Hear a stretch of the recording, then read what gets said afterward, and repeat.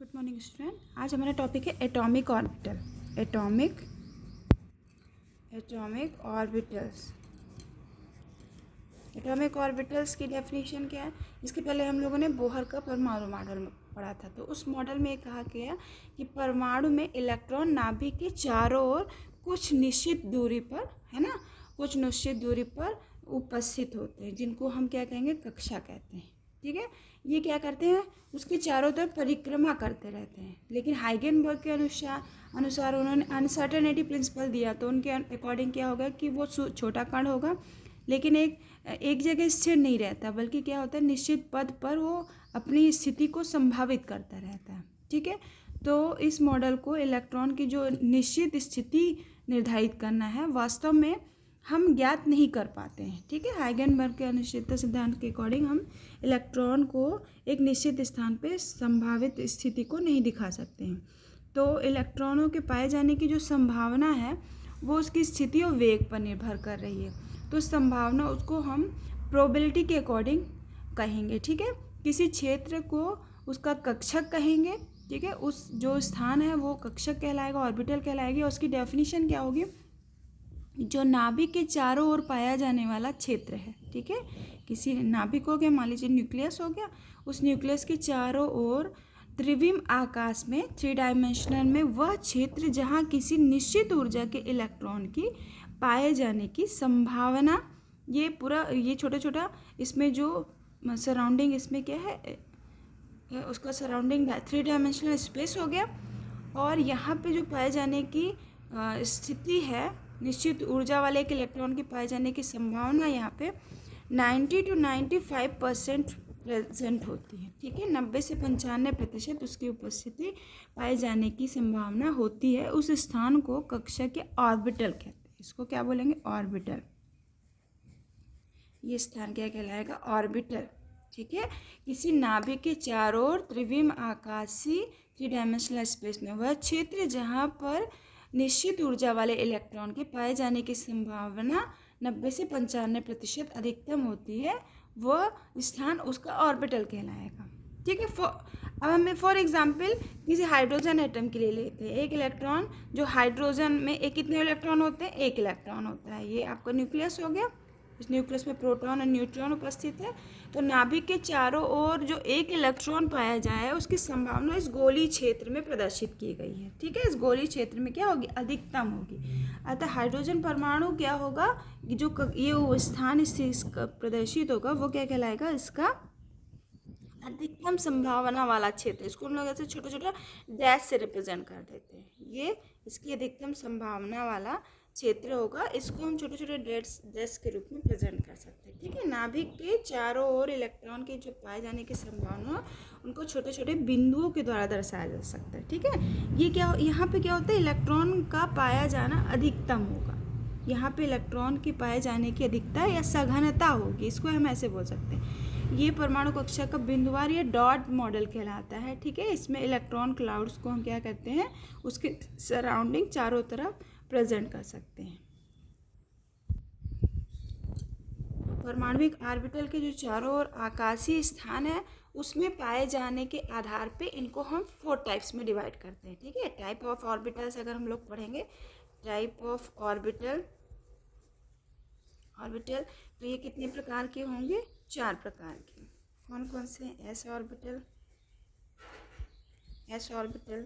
P orbital, D orbital, और सबसे last में है एफ ऑर्बिटल। इनमें से जो पी ऑर्बिटल है, इसकी एक आकृति क्या होगी? डम्बल शेप होगी। ठीक है, डम्बल शेप होगी। डी की क्या आकृति होगी? Double dumbbell.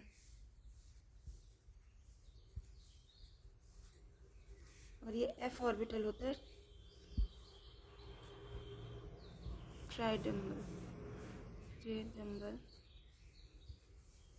Dumbbell shape.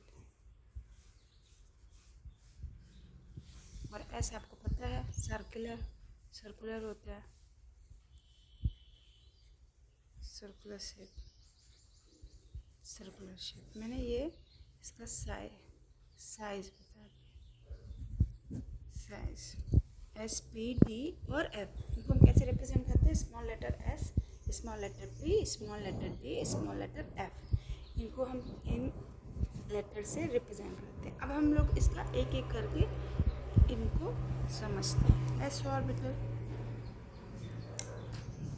First S orbital, S orbital क्या है? एस ऑर्बिटल जो हमारे पास क्वांटम नंबर्स हम लोग निकालना सीख रहे थे, तो एल नंबर जो होती है द्विगंशी क्वांटम संख्या, उसको प्रदर्शित करता है। ठीक है, एस ऑर्बिटल के लिए द्विगंशी क्वांटम संख्या हमेशा 0 आती है। ठीक है, किसी भी चुंबकीय क्वांटम संख्या का वह मान प्रदर्शित होता है जिससे हम एस ऑर्बिटल के रूप में प्रदर्शित करेंगे। ठीक है, केवल इसका एक ही अभिविन्यास होता है, और वो अभिविन्यास क्या होता है? गोलाकार होता है। किसी नाभिक के चारों ओर गोलीय क्षेत्र में उपस्थित अधिकतम इलेक्ट्रॉनों के पाए जाने की संभावना को प्रदर्शित करने वाला जो डायग्रामेटिक रिप्रेजेंटेशन होगा वो एस ऑर्बिटल को रिप्रेजेंट करेगा। वो क्या कहलाएगा? एस ऑर्बिटल को रिप्रेजेंट करेगा, एस ऑर्बिटल को रिप्रेजेंट करेगा। एस ऑर्बिटल जैसे हमारे पास 3 कोऑर्डिनेट्स हैं, 3 कोऑर्डिनेट्स है, एक्स, फिर नेक्स्ट वाई, फिर नेक्स्ट जेड, 3 कोऑर्डिनेट्स है। तो इन कोऑर्डिनेट्स में ये एस ऑर्बिटल ऐसा बीच में उपस्थित होगा। ठीक है, बस क्या होगा? इनका साइज बढ़ता जाएगा। जब जैसे सब सेल्स को हम लोग ऐड करते जाएंगे तो साइज में इंक्रीज को रिप्रेजेंट करेगा। एक्स एक्सिस, वाई एक्सिस और जेड एक्सिस, तीनों ओरिएंटेशन, जितना एक्स एक्सिस में अभिविन्यास है उतना वाई में होगा, उतना ही जेड में होगा। ये अभिविन्यास एकदम बराबर प्रदर्शित होगा। तो ये दूसरी उसकी कक्षा का अभिविन्यास उपस्थित हो गया। इसको छोटे छोटे डॉट्स के रूप में प्रेजेंट कर दीजिएगा, छोटे छोटे डॉट्स के रूप। और ये 1s का रिप्रेजेंटेशन था, और ये बाहर वाला क्या हो गया? 2s, ये 2s हो गया। अंदर 1s 2s। अब अगला 3s बनाएंगे तो इसके बाहर की सराउंडिंग सर्कल को थोड़ा सा बढ़ा देंगे। 1s, फिर ये 2s x y और z में जितना होगा,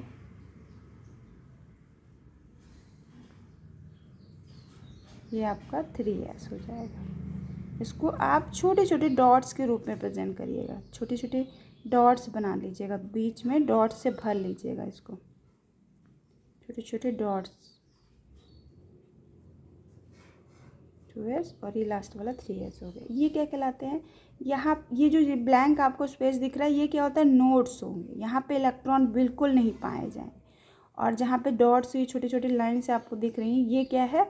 इलेक्ट्रॉन के पाए जाने वाला एरिया होगा। ठीक है, यहाँ पे इलेक्ट्रॉन्स पाया जाए। ठीक है, इनके बीच में जो छोटे छोटे इलेक्ट्रॉन की प्रोबेबिलिटी की फाइंडिंग है वो क्या होती है? क्लाउड्स में होगी। ठीक है, तो ये आपको 1s का रिप्रेजेंटेशन होगा, ये 2s हो गया, और ये 3s ऑर्बिटल को हमने प्रदर्शित कर दिया। अब हम लोग क्या सीखते हैं? p orbital. नेक्स्ट हमारा क्या है? p orbital. सेकेंड नंबर है p orbital. p orbital, p orbital क्या? प्रोबेबिलिटी कैलकुलेशन में ये ज्ञात होता है कि जो इसमें ऑर्बिटलों की जो पाए जाने की संभावना है वो नाभिक के दो तरफ होती है, अपोजिट साइड्स में होती है, जब लोब्स में डिवाइड होता है। यहाँ पे जैसे हमारा एक्सिस हो गया तो 2 पिंडकों या लोब्स में होती है। ठीक है, जिसके कारण से इसका जो शेप हो जाता है वो डम्बल शेप हो जाता है। ऐसे इसको हम इसलिए इसको डम्बल शेप बोलते हैं। ठीक है, ये हाफ लोब ऊपर होता है और एक हाफ लोब इसमें नीचे होता है। इसको हम छोटे छोटे डॉट्स के रूप में प्रेजेंट करते हैं, इसलिए इसको डॉट मॉडल पे कहते हैं। ये क्या होगा? इसमें जो इलेक्ट्रॉनों की पाए जाने की संभावना होगी, अधिकतम संभावना, वो अपोजिट साइड के 2 लोब्स में रिप्रेजेंट होगी। एक लोब क्या है? तल के ऊपर उपस्थित होगा, एक लोब तल के ऊपर उपस्थित होगा, और एक लोब क्या होगा? तल के नीचे उपस्थित होगा। ठीक है, और ये डमरू के समान की आकृति को प्राप्त कर लेता है। पी ऑर्बिटल के प्रत्येक लोब्स में किसी एक विशेष इलेक्ट्रॉन के पाए जाने की जो संभावना है वो लगभग समान होती है। जितना हम ऊपर उसकी संभावना बता सकते हैं उतना ही इसमें नीचे भी उसकी संभावना होगी। ठीक है, अतिरिक्त नाभिक में जो गुजरने वाले जो तल होंगे, इसको हम ये जो प्लेन प्रेजेंट करेंगे तो यहाँ पे पाया जाना जो इलेक्ट्रॉन का है वो बिल्कुल ज़ीरो होगा। इस बीच वाले पॉइंट को इसका नोडल प्लेन कहते हैं। ठीक है, नोडल प्लेन। और ये जो पॉइंट है इसको नोड कहते हैं। नोड मतलब जहाँ पे बिल्कुल पाए जाने की संभावना शून्य होगी। तो पी ऑर्बिटल में नोड कितना हो जाएगा? ठीक है, यहाँ पे एक नोड होगा। नोड यहाँ पे आप समझ जाइएगा कि no electron present. Electron present in first half lobe and इधर जो उसका हाफ पार्ट है सेकेंड हाफ लोब ऊपर और नीचे वाली जो लोब्स हैं उसमें पाया जाएगा। ठीक है, और जो पी ऑर्बिटल के लिए क्वांटम नंबर का नंबर है वो 1 होगा। ठीक है, द्विघांसी क्वांटम संख्या हमेशा 1 से प्रेजेंट होगी। ठीक है, और जब इसकी एम वैल्यू हम निकालते हैं तो एम वैल्यू +-1 to 0 से होगी, मतलब +1 0 और -1 ऐसा रिप्रेजेंट होगा। इसकी 3 वैल्यूज़ हम लोग को डिटरमाइन होंगी। तो पी ऑर्बिटलों को हम 3 उपकोशों में विभाजित कर सकते हैं। पी ऑर्बिटल क्या है? ऑर्बिटल 3 उपकोशों में विभाजित होंगे जिसके कारण से उनके 3 चुंबकीय मान प्राप्त होते हैं, जिनके चुंबकीय क्वांटम संख्याओं के मान 3 प्राप्त होते हैं। तो इससे स्पष्ट होता है कि ये तल के सापेक्ष किसकी स्थिति बदलती रहती है। तल के सापेक्ष XY, YZ और XZ के अकॉर्डिंग ये अभिविन्यास क्या होगा? वो थोड़ा सा बदलता रहेगा। इनका अभिविन्यास कैसे होगा? देखिए, पी ऑर्बिटल के कोणीय जो फलन होंगे वो 3 अभिविन्यास में होंगे। कौन कौन से? P1X, Py और लास्ट में PZ। ये 3 ओरिएंटेशन यहाँ पे पी ऑर्बिटल्स में पाए जाते हैं। ठीक है, Px, Py और PZ। इसको हम बनाएंगे तो आप Px, Y और Z, ये Z हो गया। ठीक है, तो Px का ओरिएंटेशन p ऑर्बिटल x अक्षांश में अधिकतम होता है। ठीक है, s अक्षांश में इसकी जो लोब्स होगी वो क्या होगी? x अक्षांश में उपस्थित होगी। p, इसको हम क्या बोलेंगे? Px। दूसरा है, इसको हम y ओरिएंटेशन में ज़्यादा रख देंगे तो वो Py हो जाएगा। ये Py हो गया, Px हो गया, ये Py हो गया और लास्ट में Pz बना सकते। Pz ऐसा आपका बन जाएगा। ठीक है, ये Pz हो गया आपका। इसमें एक लोब में प्लस से रिप्रेजेंट करेंगे और नीचे वाली लोब माइनस में होगी। ऊपर वाली प्लस में, नीचे वाली माइनस में। ये प्लस और ये वाला पार्ट माइनस में होगा। तो ये क्या होगा? किसी भी पी ऑर्बिटल का कोणीय फलन जो है वो ज्ञात करेंगे तो 3 अभिविन्यास में प्रदर्शित होगा, Px, Py और Pz। ठीक है, वो जो आपस में एक दूसरे के साथ लंब बनाने वाले 3 अक्षांशों में x, y और z में व्यवस्थित होते हैं और इसी आधार पे इनको Px, Py और Pz नाम रखा गया है। और जैसे जैसे कक्षाओं में n नंबर बढ़ती जाएगी तो p कक्षक ऊर्जा की आकार में क्या होगी? डिजनरेसी उसकी कक्षक में बढ़ती जाएगी। तो उसको हम कैसे प्रदर्शित करते जाएंगे? इसी में इनका ओरिएंटेशन क्या होगा? मैक्सिमम होता जाता है। ठीक है, मैक्सिमम होता जाता है मतलब जैसे मैं एक एग्जांपल लेती हूँ, PZ का ले लेती हूँ। PZ तो आपका Z एक्सिस हो गया, ये आपका X एक्सिस हो गया और ये Y एक्सिस हो गया। तो इसमें देखिए हमारा ये Px, Pz था, तो Pz का ओरिएंटेशन क्या होगा? बहुत थोड़ा सा होगा, बहुत थोड़ा सा, छोटे छोटे डॉट्स बस अंदर इसमें छोटे छोटे डॉट्स को ड्रॉ कर लीजिए। Pz क्या होगा? छोटे छोटे डॉट्स में होगा। 2Pz। ओके, फिर नेक्स्ट 3Pz जो होगा तो वो क्या होता है? इसी में उपस्थित होगा। ठीक है, बस उसका साइज क्या होगा? थोड़ी दूर से हो जाएगा। ये यहाँ पे अब छोटे छोटे डॉट्स में प्रेजेंट कर देंगे। फिर ये अगला वाला इसी में आगे का रिप्रेजेंटेशन दे देगा। इसकी ये हाफ पार्ट यहाँ आएगा, इसका हाफ पार्ट यहाँ आएगा, छोटे छोटे डॉट्स में फिल कर दीजिए और उसका हाफ पार्ट यहाँ पे आ जाएगा।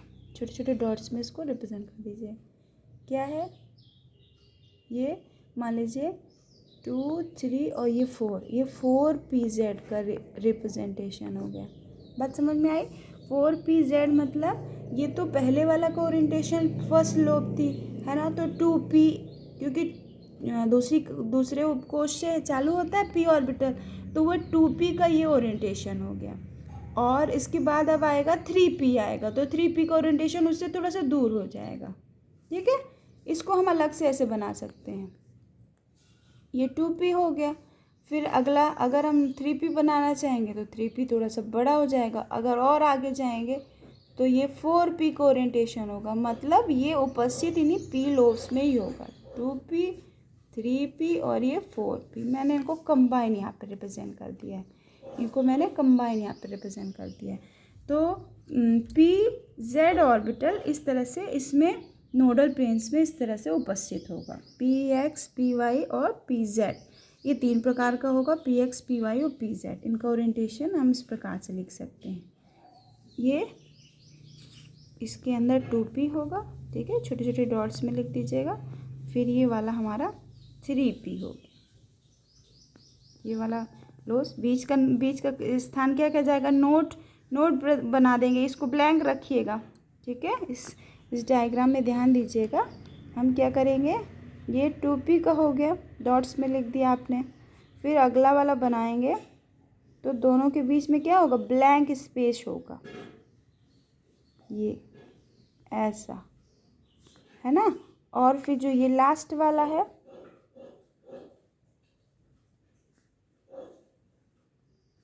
फिर इसके बाद ये लास्ट वाला ऐसे आ जाएगा, इस छोटी छोटी डॉट्स में ऐसे इसको कर लीजिए। यहाँ पे दोनों को डार्क इसलिए कर दिया जिससे आपको लाइन, बाउंड्री लाइन समझ में आए। ये छोटे छोटे डॉट्स हो गए, ठीक है, इनको छोटे छोटे डॉट्स पे फिल कर दीजिए। ये दोनों डायग्राम समझ में नहीं आ रहे तीनों, तो ये डायग्राम आप इसको समझिए। ये 4PZ का ओरिएंटेशन इस प्रकार से होगा। ओके।